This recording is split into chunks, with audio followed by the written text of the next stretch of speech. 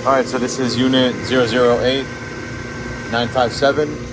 Had a warranty expired on December 26th of 24, but it was just a little bit out of warranty, so we decided to goodwill it for the customer. Turned out to be bad bearings. Let me see if I can find them. Yeah, well, it kind of fell apart. So, KSM, not going to use those guys anymore. And the Timken for the low speed was still okay. This was from another one, SKF for the low speed. But we're not going with that stuff anymore. We're going to stick with strictly Koyo. A little bit more expensive, but a really good product. And you can verify that it's not counterfeit. All right, moving on. So this one's not going to have any warranty going forward, but it's a good customer, so we'll try to always take care of them. Right now it's running on low speed. Let's shut it off. All right, we can almost stop. That's because the bearings are brand new and the gearbox has some mileage on it, but I'm just going to very lightly touch it, and there we go, stopped.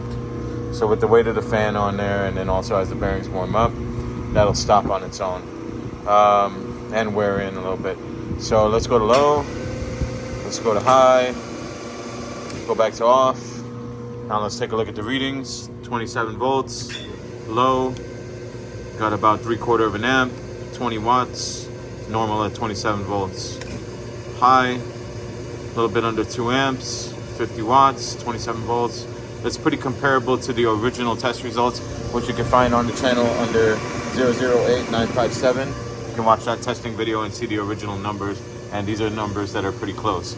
So now let's go ahead and shut the power off and run the ohm test on the coil, and let's see slightly warmed up what the resistance looks like. A little bit of jumping around there, let it stabilize. Let's see, maybe I got a loose connection here.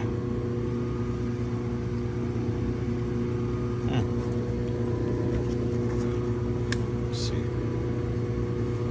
There we go, that's what it was. I had that switched on. So we're good. Run around 13.5, and then let's go ahead and switch to the low side. Should be in the 30s. Yep, there we go. All right, so it's looking like a good coil, looking like a good unit. Let's go ahead and switch the power back on and go back to low, high, and off. Let's also shut off the electric motor and hear the spin down.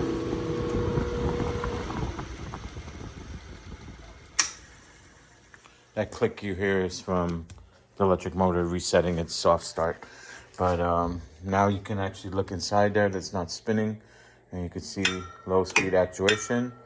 And if you look real close, you can actually see shims in there. We shimmed both low and high.